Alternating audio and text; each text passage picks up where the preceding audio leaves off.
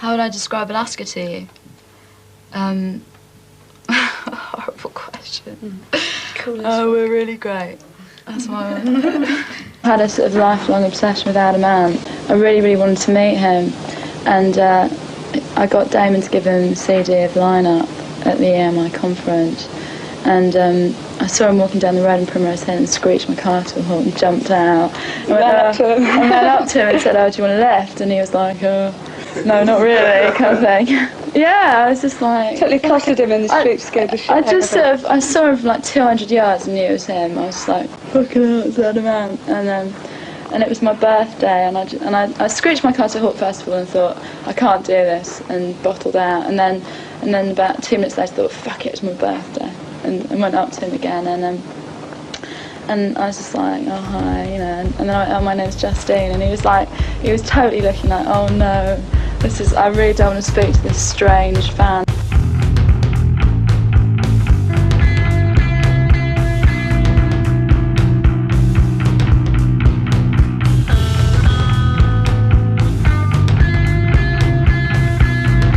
Yeah, we are the Fall, and we are the best.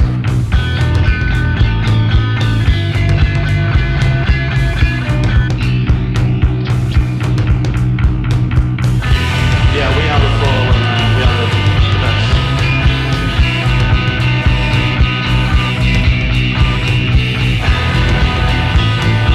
Yeah, we are the Fall, and we are the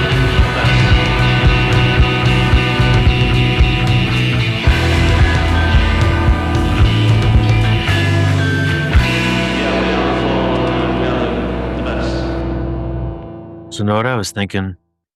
Dave Bush is in a very unique position of being one of the only band members to leave the Fall and to join a band that is more famous chart-wise, more successful chart-wise than the band. And that's just really kind of a weird situation for him. I mean, in a good way that he like leveled up.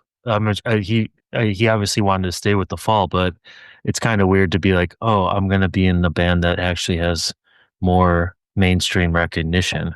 So Dave Bush joined Elastica in I think somewhere in 1996. Yeah. And he was with them until, 2002 or when they wrapped up the project. But Elastica is a band that only had 2 albums and an EP and also a compilation album. But they were basically a studio band that worked long months and months in the studio, and they produced a couple albums. And today we're going to be listening to the Elastica 6-track EP from August 23rd, 1999. And Steve, why are we listening to this one in particular?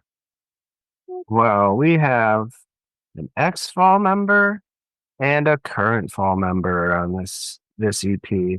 We have our friend Dave Bush back with his keyboards this time. He put the machines away.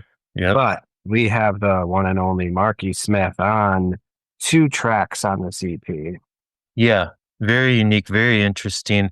We get Marky Smith, and we thought this would be the choice cut, even though, Dave is on the Menace LP by Elastica from 2000, but we thought this would be the choice cut where we get a little Mark cameo on a couple tracks, and also in theme, lyrically, a lot of Mark, little nods. And this is a band that I don't know about you, Steve, but I wasn't really familiar with at all.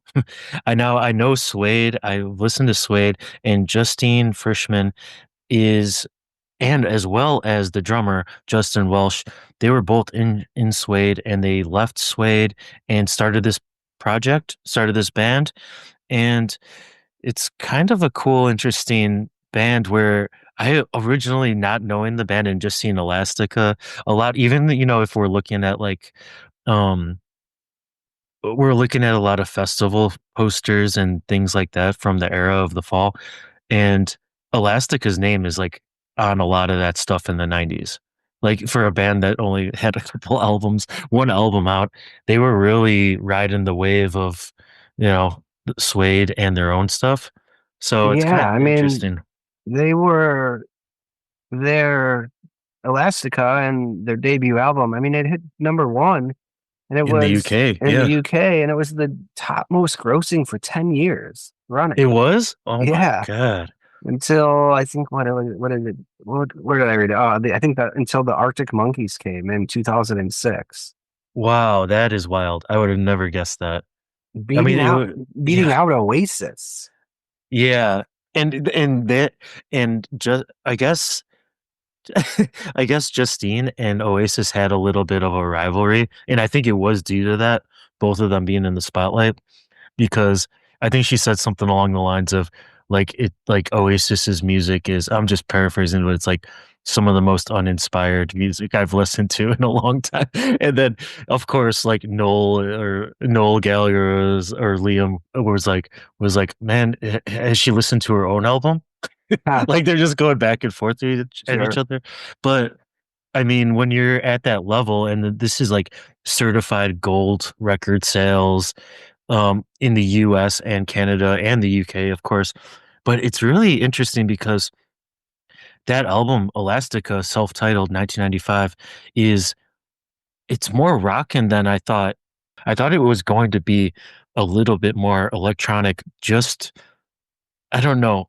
Something with the name and something with the look that I've seen the band, like the picture of them, it just had like a electronic feel, but it is more rockin'. It's so guitar driven. I mean, I guess just our Americans is coming out Yeah. because it was unfamiliar to me. Yeah, the name you had heard it, but yeah, I couldn't place a song. And then yeah, just playing this EP, I was pleasantly surprised. You look at what they are, and you got Britpop, post punk, new wave. Mm, I mean, I think the Britpop and the new wave is kind of where I was placing them into mhm. that early '90s, just kind of drony, maybe some electronic music added. I mean, the keyboards weren't added until Dave Bush came in. Yeah. Yeah. So yeah, I mean, they were just a rock band. Yeah, and they even say that their influence was The Fall and The Wire, like, are 2 of their main influences. So, you can see where they're trying to kinda pull those Yeah, influences and sounds. It's also just such a 1995, I hate to say it, it's, like, such a cop out, but it's such a 1995 radio sound that that album has, and that's why I'm actually excited that today we're listening to the EP that where Dave Bush is basically introduced and adding some kind of textures and tones, because I think it does make it a little bit outside of the norm, which also probably explains why it didn't probably sell as much as the LP. So we got 6 tracks, and we got the very creatively titled EP, the 6-track EP, and we got couple other players on this album. We have, at the time, Elastica was including Paul Jones, Sharon Mew, Annie Holland, Sheila Chipperfield, and, of course, the mainstays throughout the whole Elastica career, Justine Fishman and Justin Welch. So, Steve, I don't know if there's much else to cover, because I think we should just get into the sounds, and we're going to listen to, along with our Patreon fall heads, the full tracks to get the full vibe of this EP. Let's just, get right into it and see where it goes. And we're going to lead off with the one and only track that is titled after a fall track and also includes the lead singer of the fall, Mr. Marky Smith. how he wrote Elastica, man. How he wrote it, mate.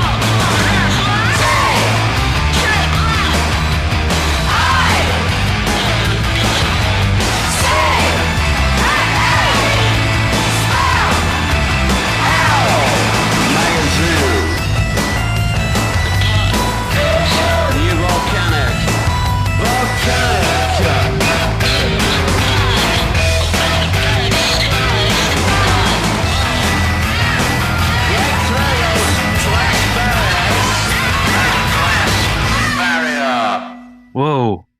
What are you feeling about that, Steve, as a lead-off track and with the introduction of Marquis Smith in as a collaborator? I mean, I loved his addition, his vocal. Yeah, obviously he sounds like Marky Smith anytime he opens his mouth, and It sure does. it adds some salt and pepper to the track. And I mean, I think they were really going for a fall knockoff, so it fit my ear well. But yeah, call and response and everything was there. The keyboard, I think even Dave Bush is leaning into the early fall sound and getting some of that keyboard vibe of the early fall. It sounds cool. Even the way that track leads off, right? It leads off with a tape recording lo-fi little nugget in there, and that's just like very much, as we know, of a fall thing to do, right? Put in something in there that's like a little bit of an artifact from some other thing, and then just rip into the main song. Yeah, I like it. I like that the guitars are a bit more heavy than the Elastica.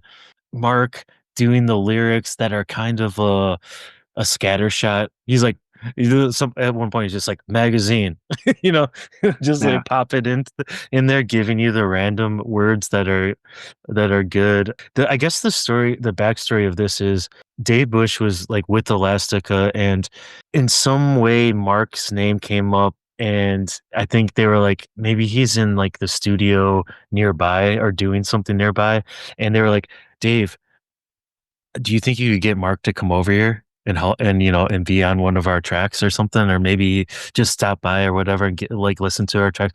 And Dave's like, if you get some speed over here or some cocaine, he's like, he'll be over here. He's like, he's like, you just got to make sure you get. And then they're like, oh, can you get some of that for us?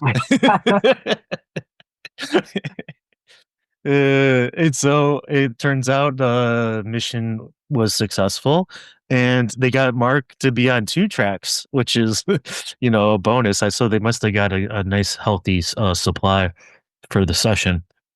I always wonder, was he just like always stocked up on his supply, or was he scrounging around looking for it?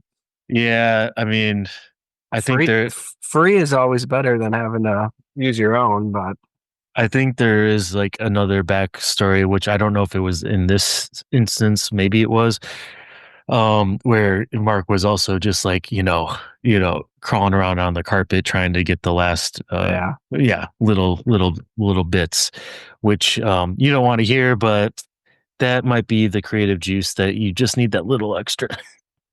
Okay, so let's get into, that's a great lead off, how he wrote Elastica Man, and now we're gonna get into something completely different, which is a home demo, Donna's home demo called Nothing Stays the Same.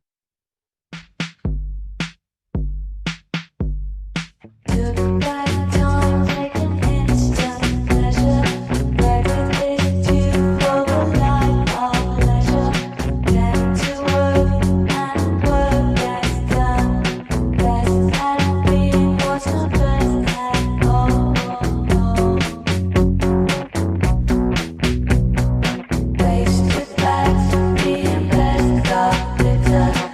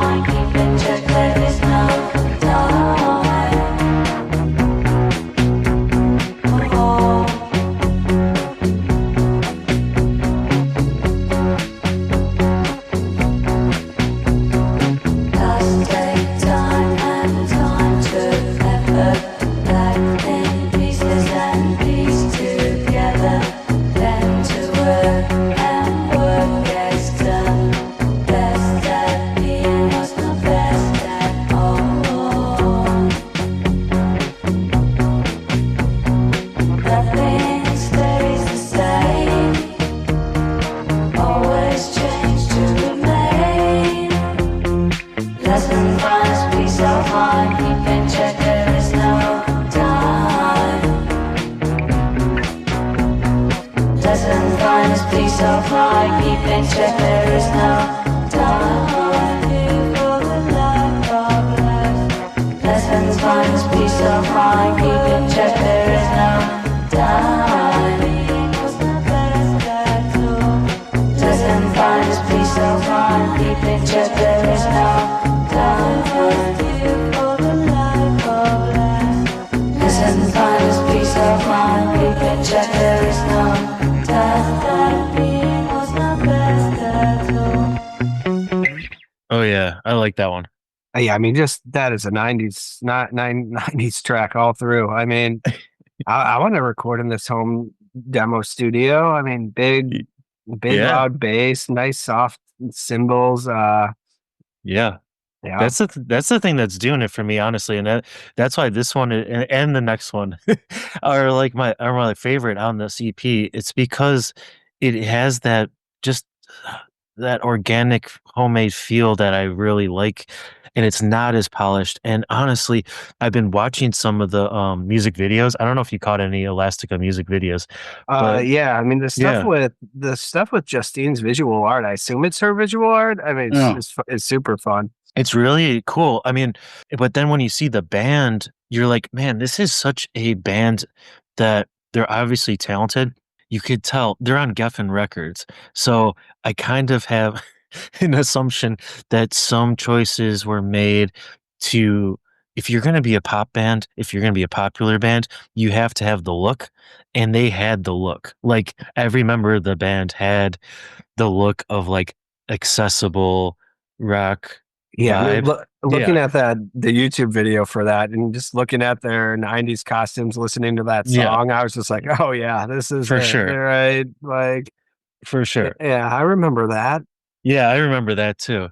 And that's why some of it was like the sounds are almost so of the time, and I don't want to say generic, but it sounds like so many other things. I think even one song on their album, Connection, I think they got sued for like copyright something because it was so close. They got sued a lot. Yeah, because it sounds so close to a lot of other things. Yeah, by the production studios for The Wire, and then another band called The Strangers. Yeah, The Stranger. Okay. Yeah. And I guess they were sharing. I don't know if sharing or just using the same not recording studio, but rehearsal studio that The Strangers played in. They were in the same. So I don't know if at the same time or if they were there 20 years ago. No, are you saying they found like a tape in the tape deck, and they're like, "Oh wow, this is a good little ditty." Sorry, the Stranglers, not the Strangers. Stranglers. The members of the Stranglers basically said like, "Yeah, it sounds like us, but we don't care. Of course, there's plagiarism going on. Like, we don't live in a vacuum." Yeah, they were honestly thankful. They're like, we really appreciate this. Our publishers haven't done anything for us in 20 years besides this, and now we're kind of back in the news. Thanks, Elastica. Thanks for bringing us out of nowhere. And yeah. See, for me, I always have the thing with the copyright and the whatever, the public, all that stuff, where if a band is more successful than you and uses your song, then you need to pay that forward. You know, like you need to pay that downward.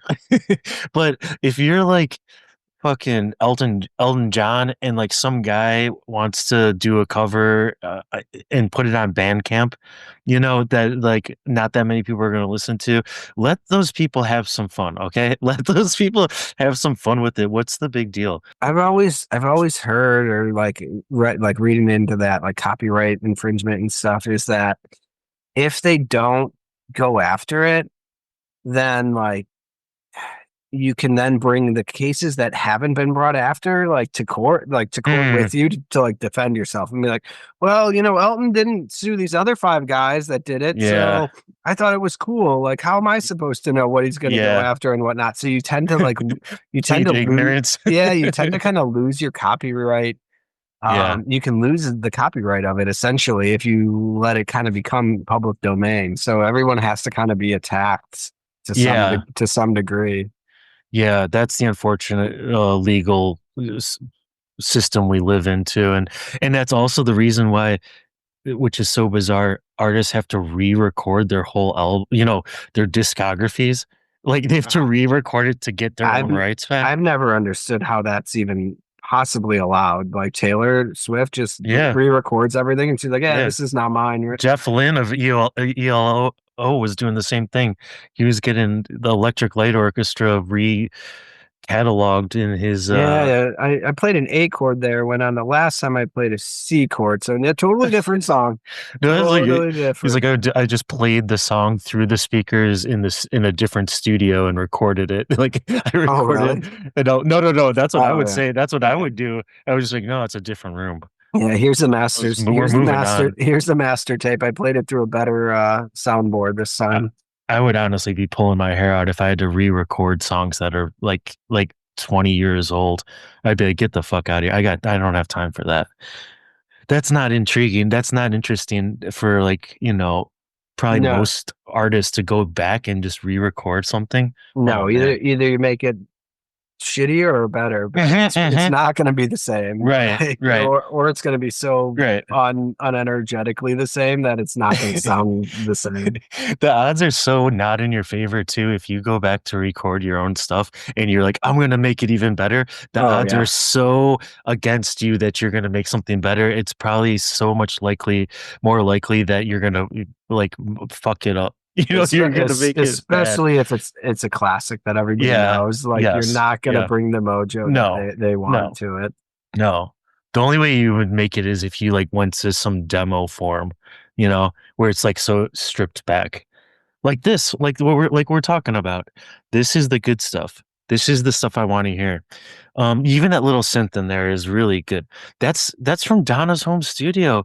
Donna bringing the goods on the EP. Nothing stays the same. Was that a bass? That had to have been a bass the entire time, right? No guitar. I didn't hear guitar. I just heard bass and a keyboard and the little cymbal backing track. This is interesting because Donna Matthews was in the band up until 1999. And this is maybe the last thing she was on. So this is kind of interesting. It's cool. And I really like it. And she sang and played guitar in the band from the start to when she left. Let's get into another demo. And we should say also, a lot of these tracks, maybe in their form on here, but also in a different form, show up on the next LP for Elastica. So if you're interested, you can go and look and listen to The Menace. I was looking at The Menace because that track is on there. So I was like, I want to see how they ruin that. But then also they put on how I Wrote Elastica Man. Not only is Marky Smith on it, but Julia Nagel is also playing on it. Yeah. Julia Nagel showed. I mean, she was in the sessions too. So she showed up there. Okay, I think so. Let's get into the change of pace, and let's get into something that is, referential in the title, but also in the sound. Miami Nice, the home recording.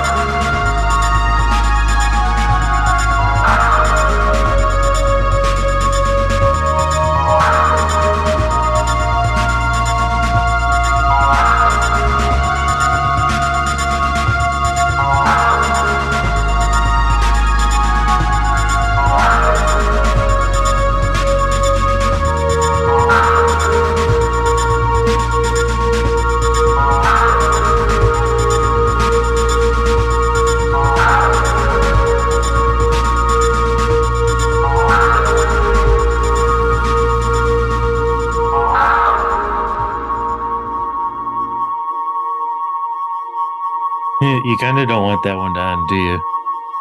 Kind of just like stare off into the waters, into the clear waters of the Miami Bay, neon lit. Maybe drive your speedboat around real slow. Yeah, it's a perfect for Miami based drug lord video. Oh, for sure. Ending credits. Mm-hmm. Maybe his boat ran out of water. He's watching his payload float away. Yeah, and I could also see some like through those like Miami Venetian blinds, darkness, but a little street light coming in, and then a sex scene. Yeah. A gratuitous sex scene. Cool. Yeah, then we'll have to go to a next track. Like, can't. Nobody wants to watch people doing it that slow. No. The opening scene is fine, but once it gets going, you got to pump the jams. Also, it's 3 minutes and 3.5 minutes. That's much too long for a sex scene. That's too much. Oh God, are they porn stars? I don't want to see porn stars. Are they professionals? Yeah, they're professionals. They're professionals. Yeah, I really like that one. That one, like the last one, it has the nice warmth of a nice, like little demo mix, but then it just great keys. I wonder whose home recording that was, because it doesn't say. And whether it's Justine's or Dave's, it's good. It's cool.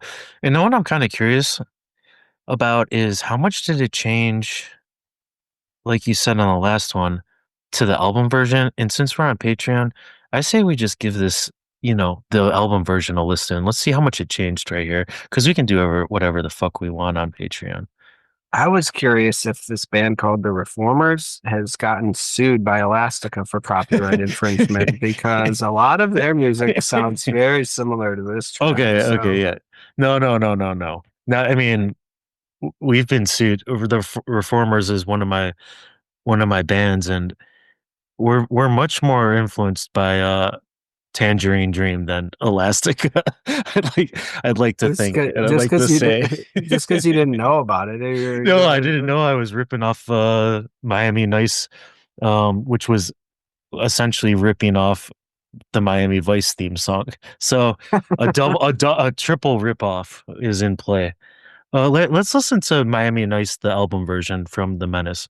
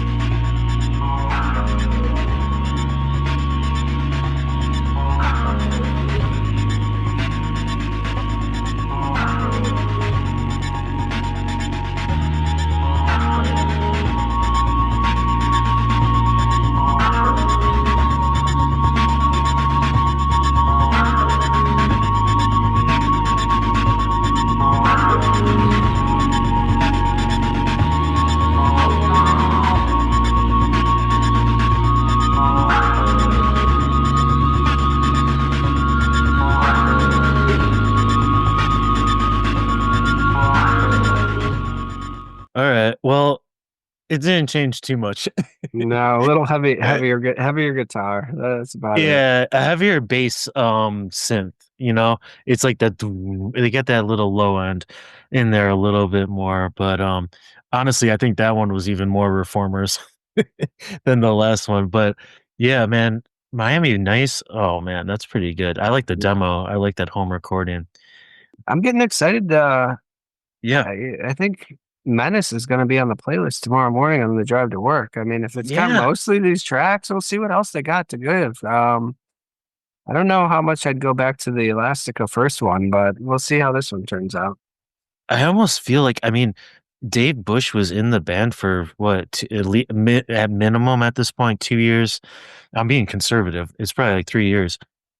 And they hadn't put anything out, and they put this out, and it has 2 demos on it. It has 1 live recording, and then it has 2 basically Marquis Smith with Julia tracks, and then basically 1 other track. It's just Elastica. And I'm just like, what did Dave bring once again? Did Dave bring the sound? Did he bring the Yeah. machine?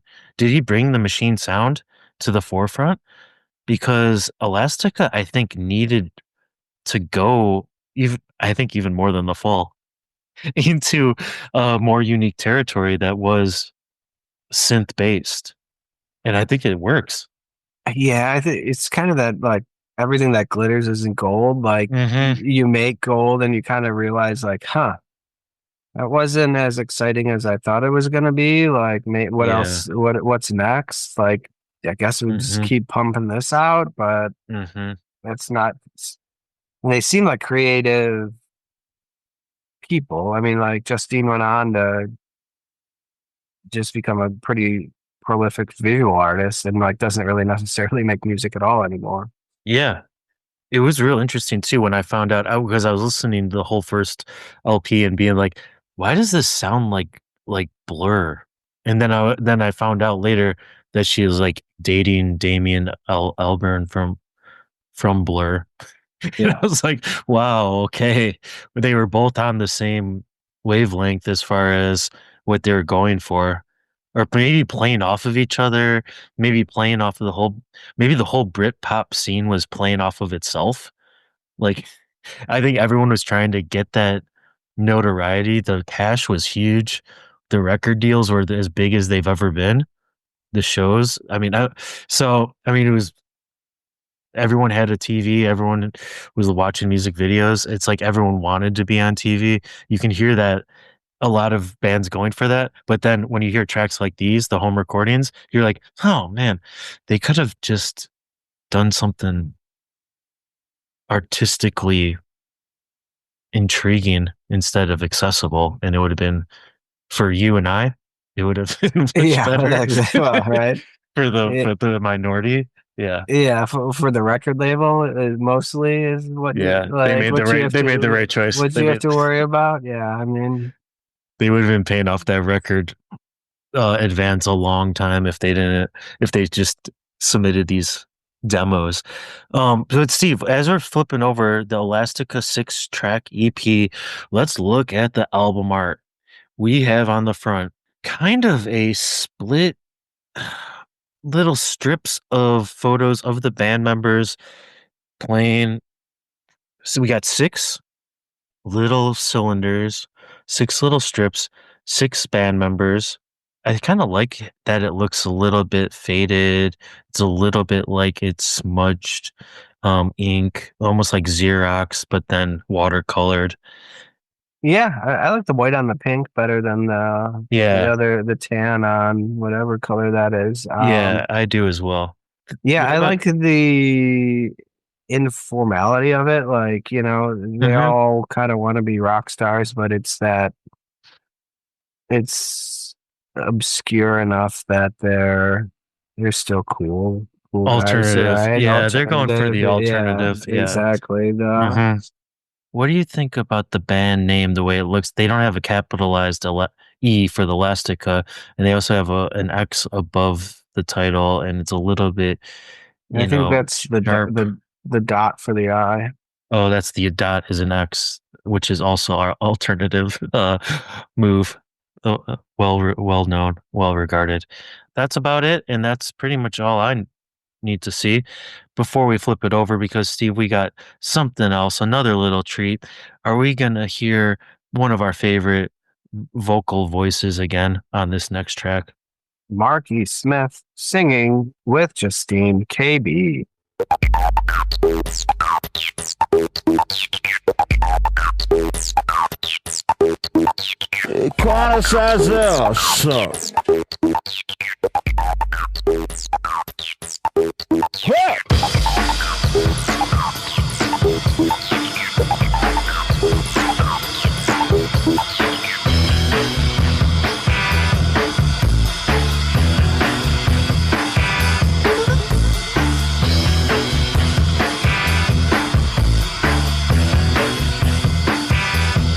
from the province, and drums and bass, from your cheating years, flowing down. Twice as this. Hey!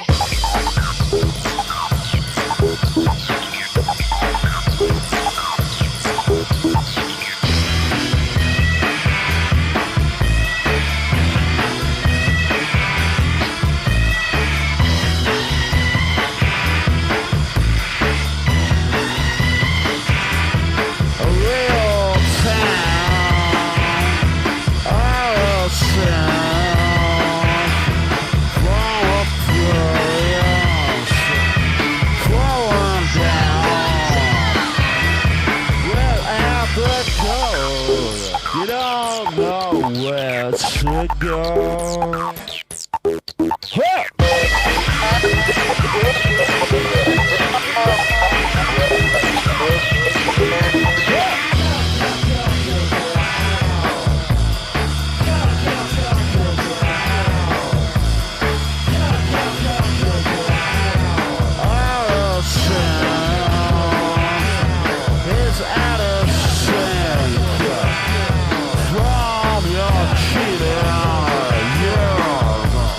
Flower province flowing down out of sound, a real town from a province flowing down.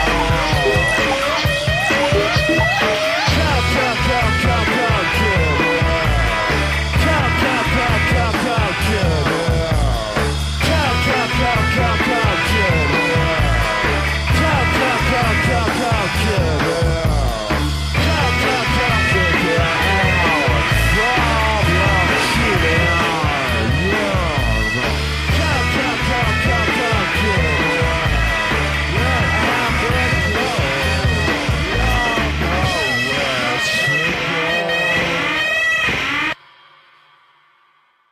Yeah.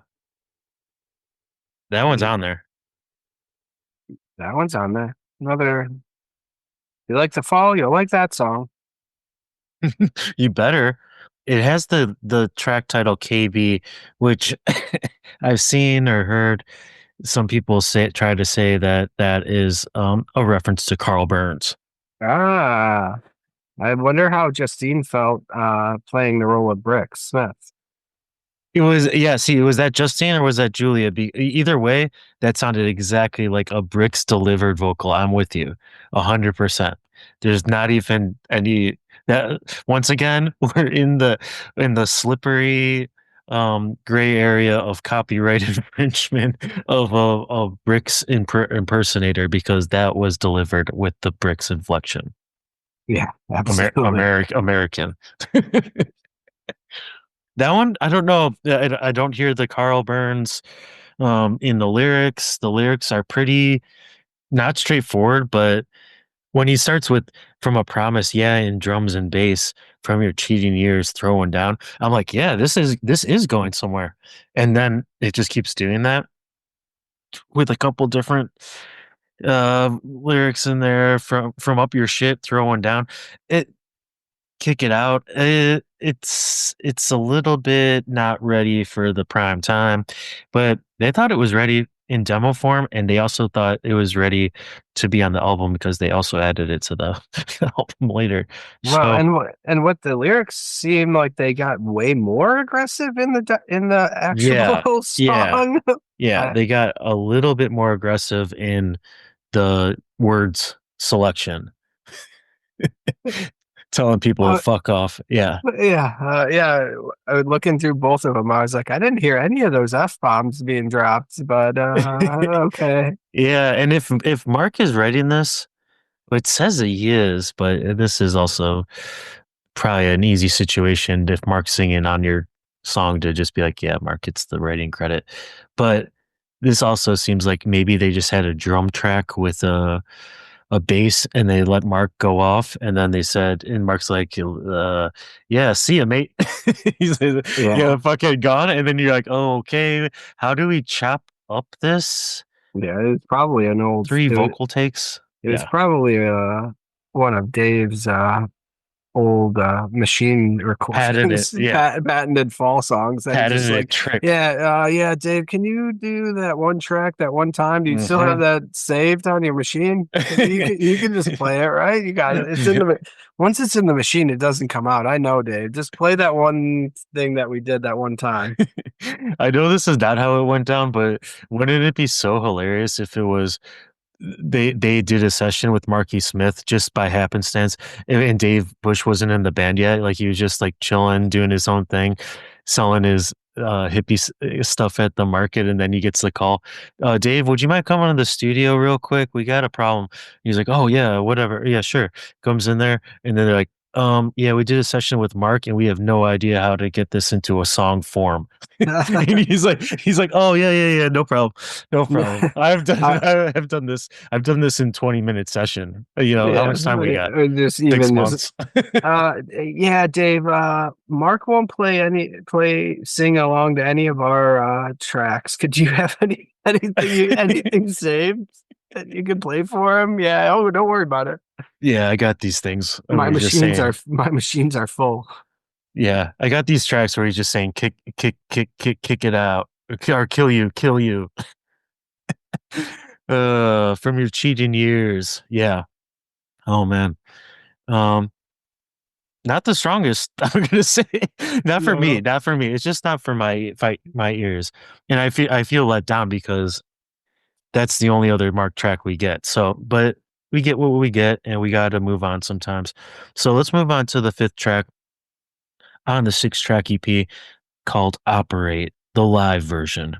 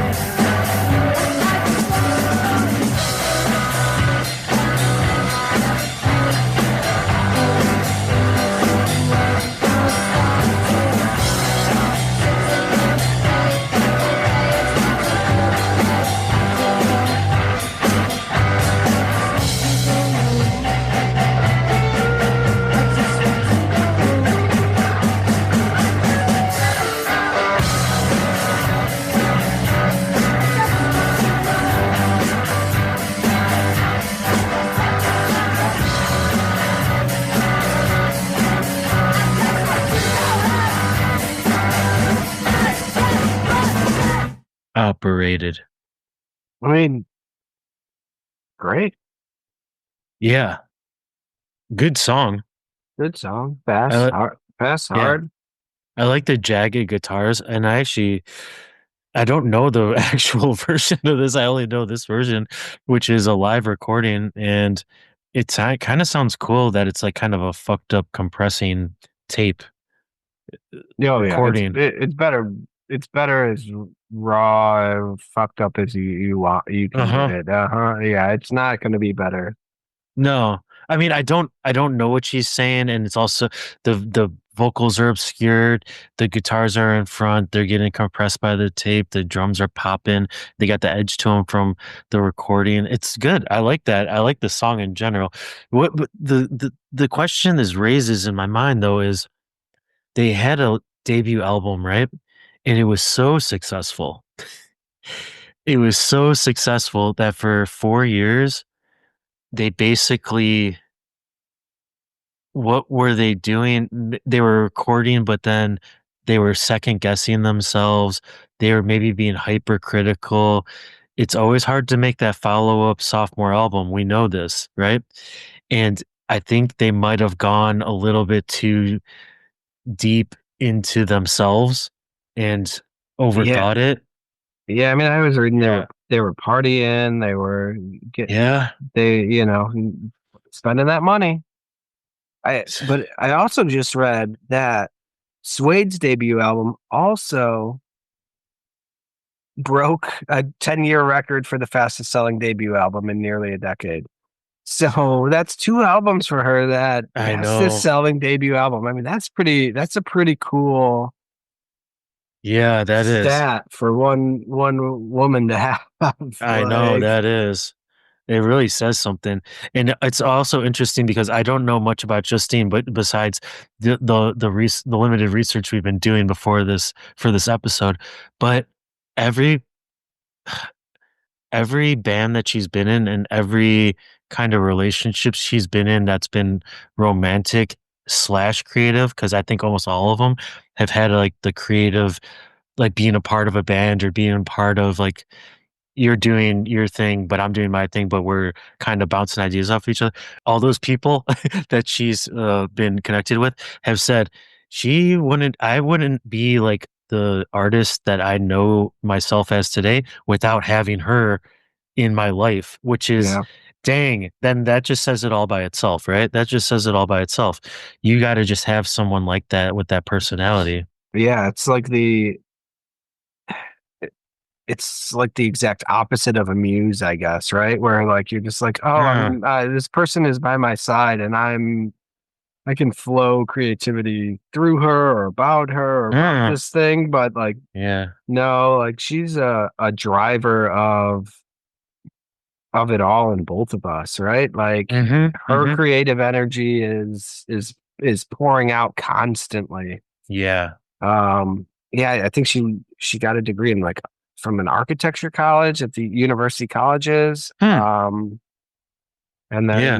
then went all the way to Colorado and got her arts degree. Yeah. There's got to be some sort of competitiveness to that too. Maybe why some of the relationships didn't work out or creative partnerships.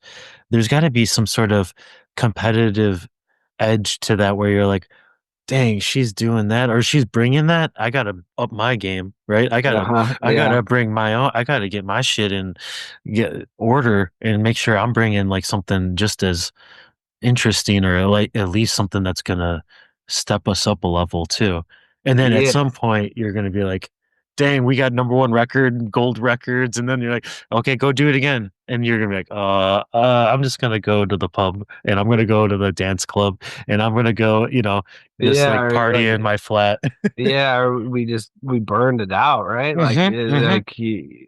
that was the juice, man. There's nothing left in the tank right now. Yeah.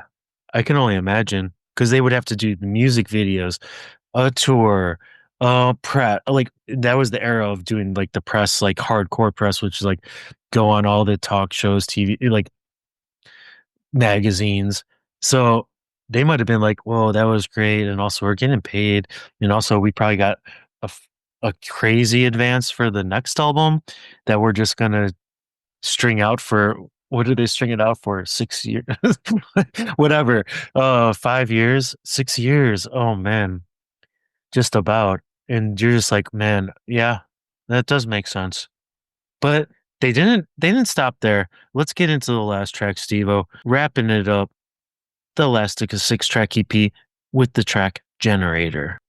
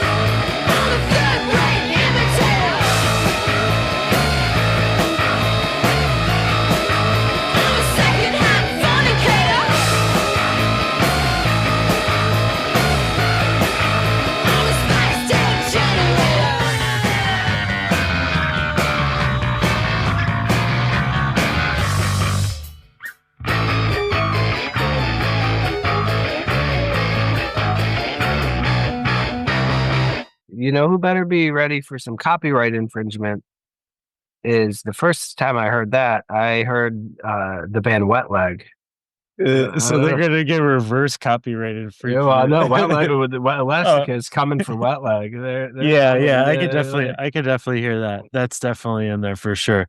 I gotta say that also remind me of so many other songs, 80s songs that are like art rock songs, and even female fronted bands, and they're all, yeah, it's so close. But the thing that sets this song off and makes it unique, I will say, is our good friend, Mr. Dave Bush, keyboards that are just smattered, like splattering paint on a canvas, like in a very Jackson Pollock way, is the way that he's playing the keyboard, and it's fucking great. I like it.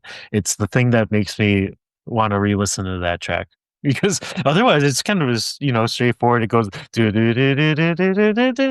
scales? You didn't like the scales? Yeah, the scale is beautiful. The scale is beautiful on the one string bass going up and down that neck, right up the scale. It's good. It's good. But it's just, it's good for an EP. It's perfect for an EP, honestly.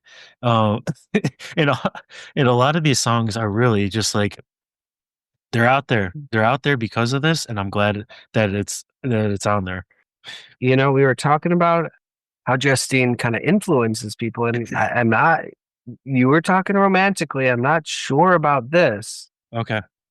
Whether it was romantic or not, but Maya, MIA, the English rapper, was MIA, yeah, was her flatmate with Justine, and Justine co-wrote most of her first album and helped her co-produce it. So I mean, anything she touches, seems to turn to gold for her. I mean, this is what I'm talking about. What the heck? But also, okay, here's the thing: there's certain types of musical individuals that are very good at doing that sort of thing. And their thing that they're very good at, they might not be the best musicians in the world, but the thing that they're the best at is listening to music. And I think that might be her thing, where if you're getting all of these kind of copyright infringement, plagiarism things, it's because you've heard so much stuff, and you're liberally taking from those influences and making new things, and maybe not even consciously, probably a lot of the times not consciously, making new songs that sound like other things. It's not surprising that those songs are successful in the pop domain because they're already familiar. Like Yeah, they're, exactly. they're already familiar, Uh-huh. and they're gonna be like, wow, I like this because it's so familiar, but I don't know what it's from, but it is from something. I think she's got that skill set where it's like, "Ooh, yeah, I'll help you make an album," or "Yes, I'll be in this band and bring all of my influences that are big." You know what would be perfect for this song? A part that sounds just like this part that's from another song. "Oh, yeah, let's just do it right like that." And know who else likes that, Steve? Mis Everybody. Mr. Marquis Smith. Yeah. Oh, yeah. I was gonna say, yeah, like Uh, the Fall are not afraid to take what's theirs out there in the musical world. yeah, they're not like if they're playing a cover and then he's like, Just fucking play it the same way. I'm gonna change the words. Just go for it." And I think maybe that's why she is saying the Fall are her main influence, and that makes a lot of sense.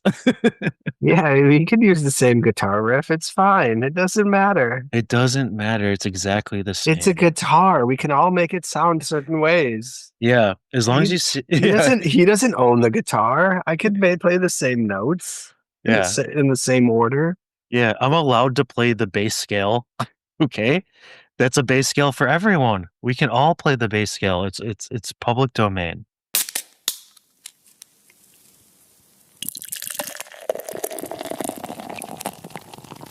Are we giving this a pot rating, or are we just gonna let's just take our favorite track home with us? I think that's more fair. Since we're not Elastica heads, I think it's better to just do this. So let me just go because I'm feeling real strongly about this, and I think I'm just gonna go with my gut instinct and take that Nothing Stays the Same, Donna's home demo. I know I just picture myself laying on the carpet, shag rug of Donna's demo s- room office and listening to that come out of a little tape recorder, maybe CD player, boombox. Yeah, like with the ones with the speakers you can take off and move around the room. Get Exactly. recorded. I'm Yeah. putting them down on the floor by my head. I'm putting my head in the middle of those. Well, I want to listen to that. So I'm going to be standing at the window, looking out down the street, and I'm going to have my Miami Nice. I'm going to be waiting for that one to play. Okay. That sounds good. I thought you were saying you were going to be outside the window and like I look at it. Maybe watching. I'll just be standing in the front yard listening to yours, waiting patiently for mine to come on. No, then you got the boombox. You got the boombox like John 16 Cusick. Yeah. Oh my God. you got John Cusick boombox over your head, and you're blasting Miami Nice into my window to get me to come over to the window, and you're like, "Hey, mate, we got to record the podcast today. What are we doing over here? What are we doing blasting this Elastica album? Let's get back to the Fall." And that's exactly what we're gonna do. Do you think the missus is going to be okay with you going and finding Justine and trying to live with her for a little while to get a gold album or what? Like, Okay. sweetheart, it's not going to take too long. She'll influence me. I Yeah, know it. no. It's solely for artistic purposes. And so Justine, if you're listening, expect an email, a letter soon enough because I'm really fiending for that solid gold record, baby. I'm talking about maybe even platinum. I'm talking platinum. I'll be outside. I'll be outside your window with my boombox any day now. If I could just find your address. Yep. I'll be playing a mixtape of all the songs you've ripped off in your career. I'm gonna do a deep dive. It'll be We Are the Fall podcast, best of tracks, best of episodes, blasting out the boombox. Yeah, it'll be us talking into your window. Okay. Justine, look forward to that. And once again, thank you for all of your beautiful work and number one hit singles across the board and across the world. We have appreciated it. And I like this album a lot. But I gotta say, we love our Dave Bush, but I'm looking forward to getting back into some Fall. We are the fall. We are the best.